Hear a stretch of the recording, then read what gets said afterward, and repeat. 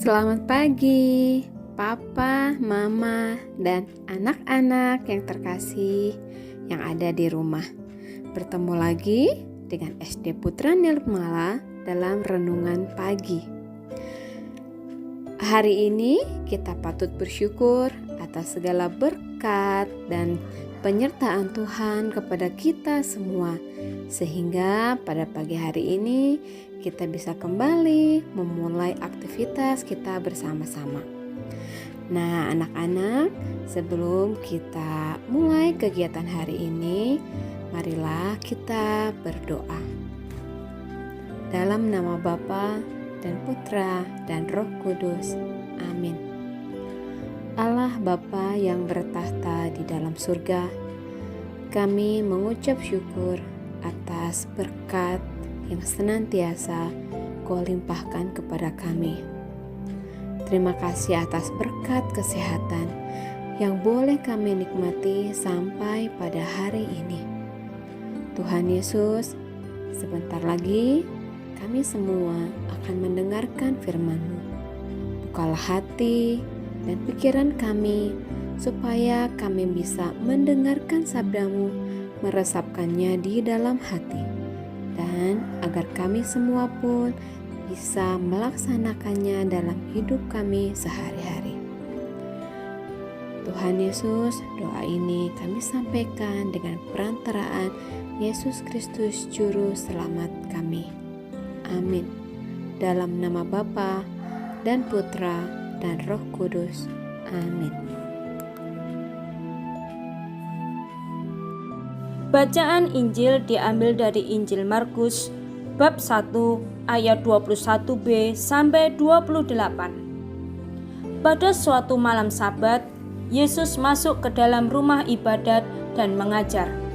Mereka takjub mendengar pengajarannya, sebab ia mengajar mereka sebagai orang yang berkuasa, tidak seperti ahli-ahli Taurat. Pada waktu itu di dalam rumah ibadat itu ada seorang yang kerasukan roh jahat. Orang itu berteriak, "Apa urusanmu dengan kami, hai Yesus orang Nazaret? Engkau datang hendak membinasakan kami? Aku tahu siapa engkau, yang kudus dari Allah." Tetapi Yesus menghardiknya, katanya, "Diam, keluarlah daripadanya." Roh jahat itu menggoyang-goyang orang itu dan sambil menjerit dengan suara nyaring, lalu ia keluar daripadanya. Mereka semua takjub, sehingga mereka memperbincangkannya, katanya, "Apa ini? Suatu ajaran baru. Ia berkata-kata dengan kuasa. Roh-roh jahat pun diperintahkannya dan mereka taat kepadanya." Lalu tersebarlah dengan cepat kabar tentang dia ke seluruh penjuru Galilea. Demikianlah sabda Tuhan. Terpujilah Kristus. Bapak, Ibu guru, anak-anak, dan Bapak Ibu semuanya. Banyak sekali orang memposting tokoh atau keberhasilan orang di berbagai media sosial. Misalnya, mengirimkan kutipan khotbah bagus dari uskup ini atau itu. Sayangnya, hanya sampai pada memposting, namun tidak ikut melakukan perbuatan-perbuatan baik itu. Demikian juga dengan banyak orang, bahkan juga para murid di sinagoga, ketika mereka mendengar khotbah Yesus. Mereka berhenti pada rasa kagum akan khotbah Yesus yang penuh kuasa, namun tidak mampu melanjutkan dengan apa yang diharapkan Yesus. Mengagumi adalah hal yang mudah, tetapi melaksanakan ajaran Yesus perlu keberanian untuk mencoba. Sekali lagi, tindakan Yesus memunculkan rasa kagum di hati jemaat yang melihat peristiwa itu.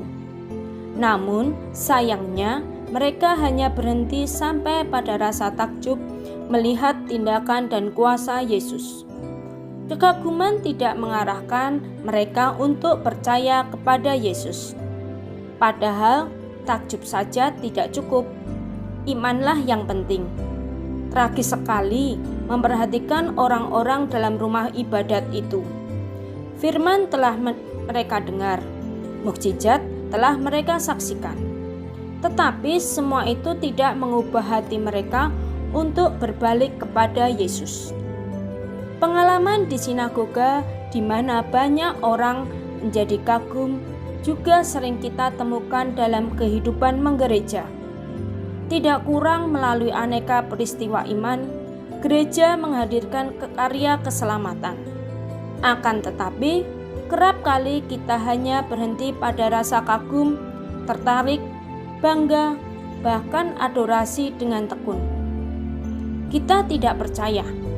Buktinya, hidup kita masih jauh dari kesejatian iman akan Yesus, di mana kelakuan dan sikap kita jauh dari belas kasih, adil dan benar.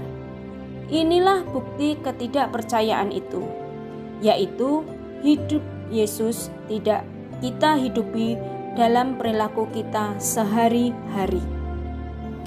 Marilah kita berdoa. Ya Allah, Bapa kami yang ada di surga, terima kasih buat kasih setiamu sepanjang hidup kami yang selalu kami rasakan. Terima kasih buat kesehatan dan berkat yang selalu kami terima, karena hanya Tuhanlah yang menjadi tempat kami berharap. Isi hati dan pikiran kami dengan hal yang baik, supaya kehidupan kami menjadi berkat buat keluarga, saudara, dan sesama yang ada di sekitar kami. Pada hari ini kami sudah mendengarkan firman-Mu.